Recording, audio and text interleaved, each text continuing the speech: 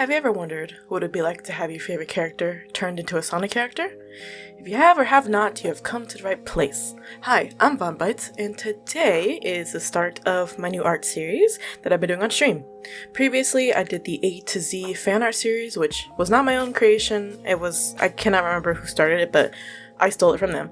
But this one is out of my own brain, which isn't that complicated of a challenge. But anyway, as you all know, I am a Sonic fanatic. I have been since I was a wee bab, and I figured to kind of use my character design chops that I claim to have. I am taking pre-existing characters from other universes and then making them into Sonic characters. Why? One, I've been meaning to draw Sonic more and kind of get my style back in that. And two, I kind of want to see how well I can make it look, if that makes sense. But anyway, today's victim is Boothill from Honkai Star Rail.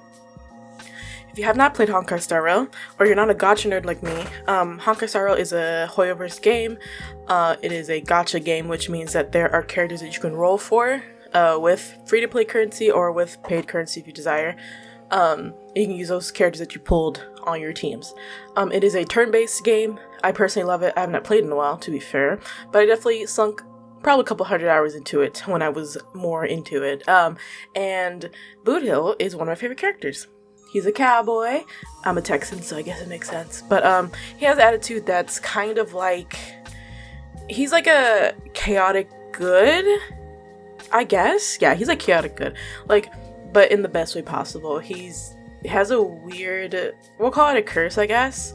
I'm not going to get into his whole lore. It's not happening. But one of the funnier parts of the character is that he was cursed by something I don't quite remember, where he can't curse.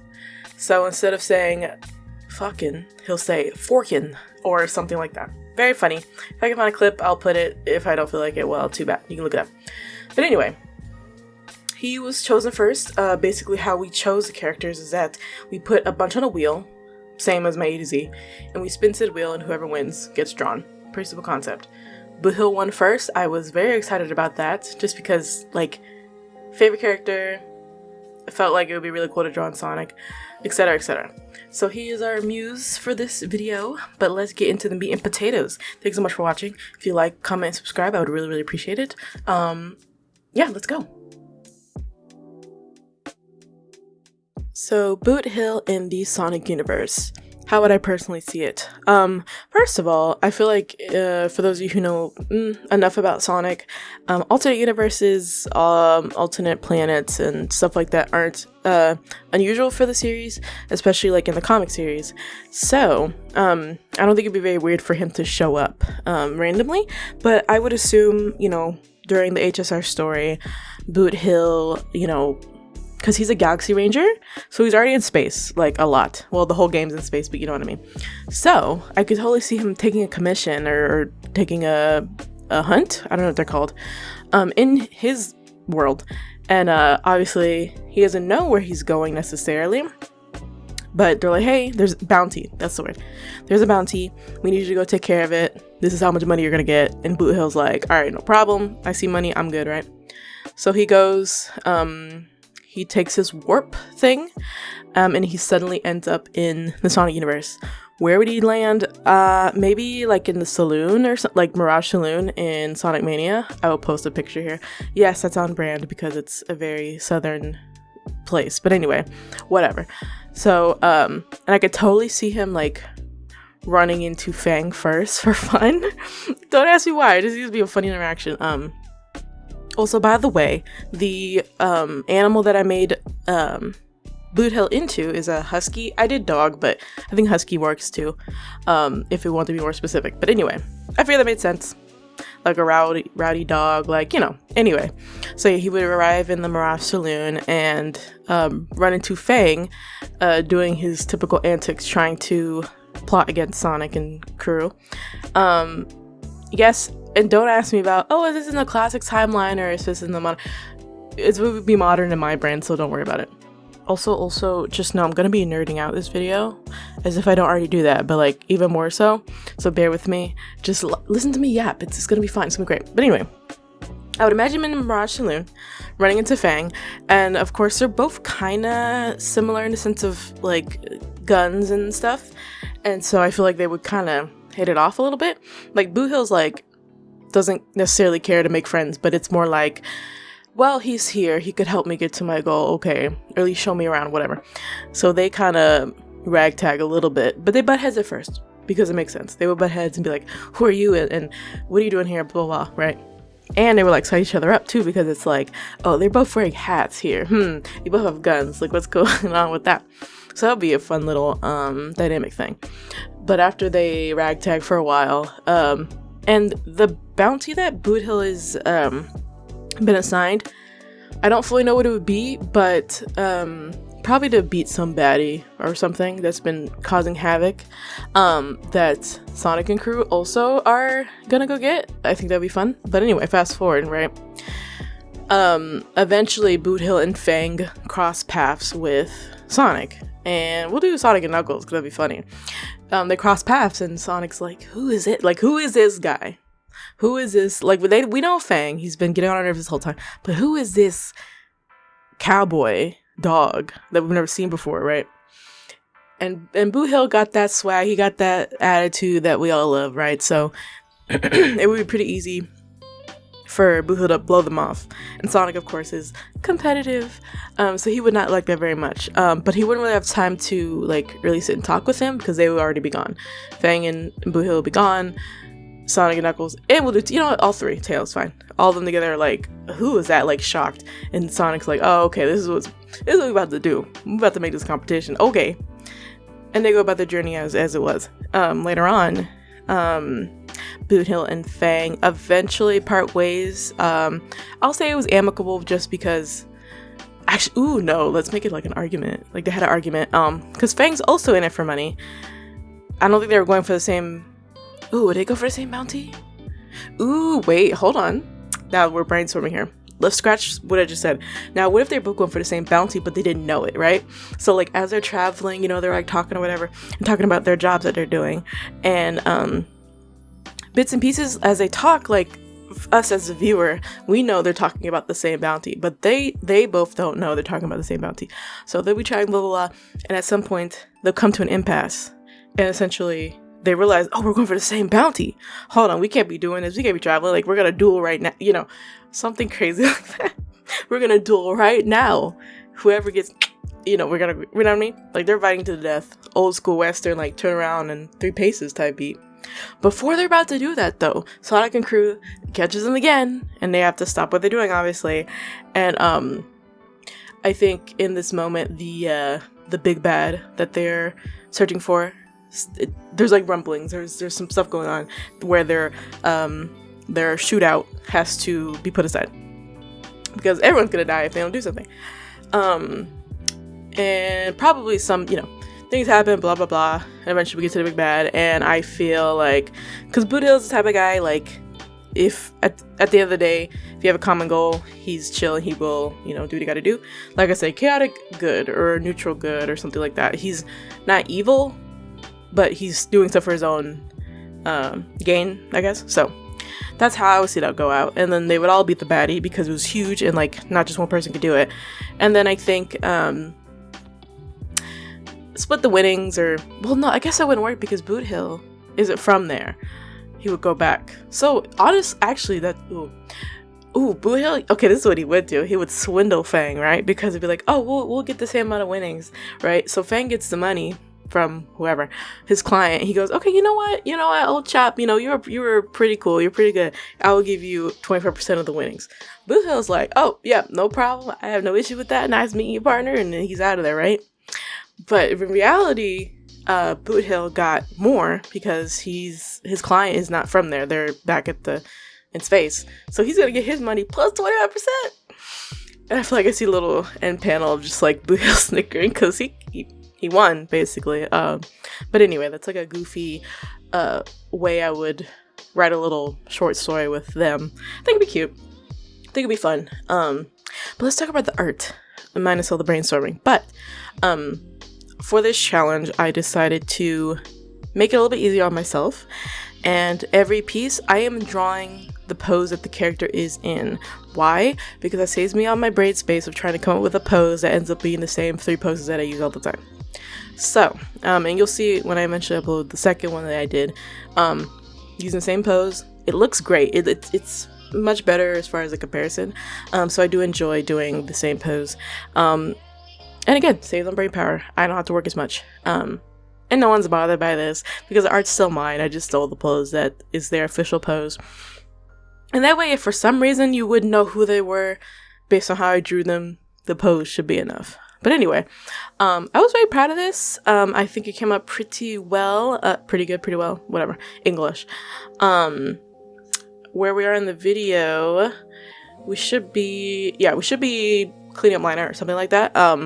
My usual methodology. I don't know if I've ever explained this before, but a lot of people enjoy how my art looks, and the way that I even got to this point of how my art looks, specifically in the line art department. So I used to do more traditional line art years ago, which I say traditional in the sense of you have your sketch, you lower the opacity of said sketch, and then you basically reline everything in a clean brush, getting only the important details, no sketchy lines, stuff like that. I did that forever because that's what most of us knew. But a couple years back, I was going back to college after COVID, and I was burnt out of art. I was like, I'm tired of doing this line art. It is tedious. It takes forever, etc., right? So at some point, I experimented with doing, instead of doing brand new lines, I decided to clean up the pre-existing lines. So essentially, once I get my sketch all together, I then just start cleaning it up like crazy. Does it take longer?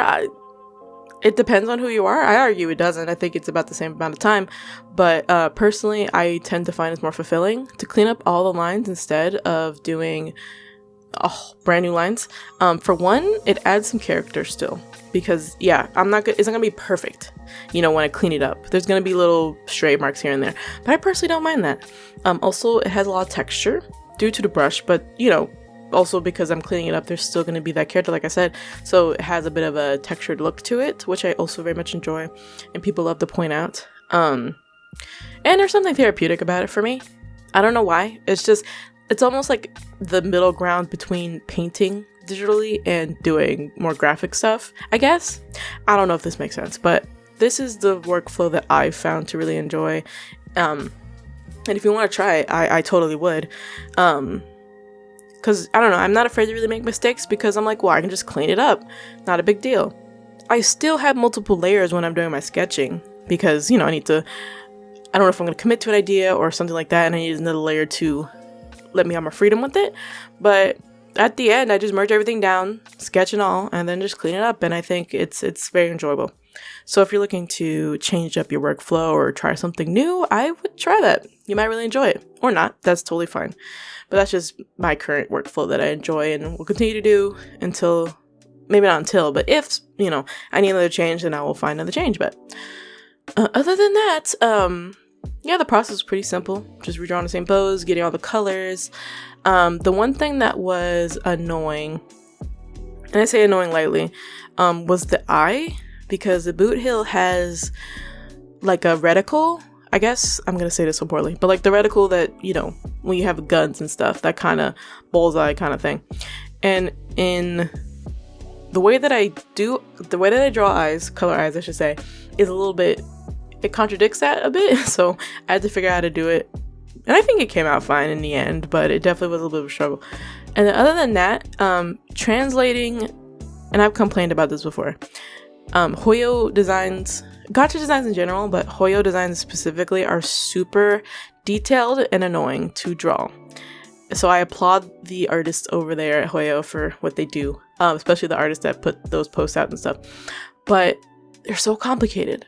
So for me, I definitely simplified things as I went, which, again, as an artist, I could do that. I'm making an artistic choice to do that for my own sake. But also, Sonic designs are simple and clothes especially, like not a lot of characters wear clothes to begin with, but if they do, it is not hyper complicated like this. So I said, okay, we're gonna have to simplify it, keep the important things that make Boothill, but I don't have to go into it like every little zipper, every little, you know, weaponry, you know, all that stuff. I think I did a pretty good job in translating him into Sonic. I mean, again, you guys can tell me in the comments if you think so, but I love him. People were definitely swooning over this man, as was I, because he's a very appealing character, I'll say, design-wise. But yeah, I think as far as that, everything else was good except for the hand. Okay, both arms are a little bit. I'm not one to do mechs. I'm not a robots girl. I don't do any of that. So and Boothill is part robot, obviously, so, or mech, how you want to call it. So I struggled a little bit to like translate that into Sonic, because again, simple stuff, but I just simplified it like heavily and called it a day. Also, perspective, not my friend at all. And then you want to add hands onto that, and I can't do it. I suck at hands still after 12 years of drawing. I can't do hands. But anyway, look, we all have a struggle, and we all pick a struggle. I chose the battle of not trying to draw it freehand, and I definitely pasted the art of the hand and then redrew on top of it. I sure did. As an artist, you gotta do some stuff that saves your sanity. So hey, don't feel, look, if anyone ever tells you, oh, you traced this part, I sure did, because I'm trying to make my life easier. Are you gonna tell me that I didn't draw this whole piece? You're seeing the evidence right now. So me doing that with the hand and arm, it will not hurt you. Anyway, look, I'm trying to help our artists out there to not feel self-conscious about the things that they do to make art a little bit easier. But anyway, all that aside, I loved how this came out. It's gonna be a fun challenge for sure, especially knowing that I've already done the second one, and that one was super duper fun.